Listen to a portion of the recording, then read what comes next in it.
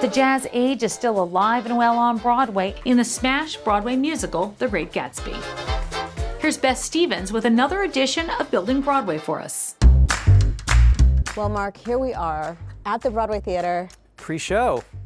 Pre-show, there are people working, there are lights going on, we're here in the mezzanine. It's a very exciting time in this building.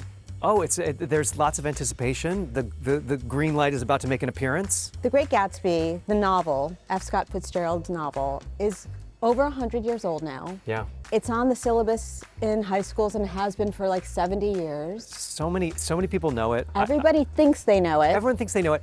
What we found in seeing audiences come and see the show is that a lot of them may not have read past about page 40 because there's so many surprises that they find in the plot of the show. We have audiences that gasps to all of the revelations that happen in Act 2, and seeing people think they know, and they remember the vibe, the parties, but they forget what the show is actually about, or what the novel is actually about. And so what we tried to do in creating the show was sort of create this sense of opulence, the sense of being dropped into the middle of the 1920s, and what it must have felt like to be amidst all of that glamour, and then to have Act 2 where we sort of pull the rug on that and let the audience see what is underneath, and to see what the cost is of that reaching. Let's say F. Scott Fitzgerald was around and made his way into the Broadway Theater and sat in a seat. I'll tell you, he would be very surprised because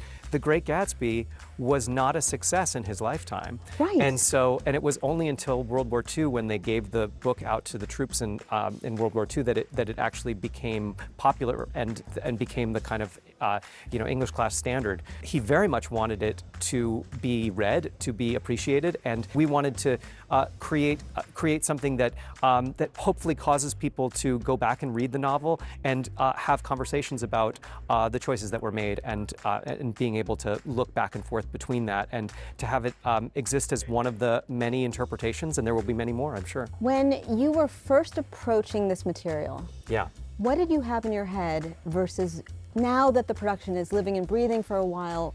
What's changed for you? Whenever anybody new comes into the show, they have an opportunity to make the part their own, and to find the nooks and crannies of the part, and to find the humanity of each of these characters in a new way. And so that's been a great gift to be able to do it both here. We did it in London, we did it in Korea, and so there's been 3 major casts of the show thus far, and we're in rehearsal right now with the national tour that will be across America in the next year. And so seeing what each of those actors bring, and then being able to respond to that is a great gift as a director. And Jason Howland, the composer, has taken the strengths of them as singers and adapted the music certainly to each of the artists that have come to play the roles. And this is not an easy score to sing. It is not an easy score to sing. This is an extremely difficult sing. It's very rangy. It takes great breath control, and also these are acting parts. So it takes a good deal of groundedness and an ability to act through song. Casting is so central to every production, but this one specifically, what are you looking for in the casting room? There's a sense of icon that comes with all of these characters.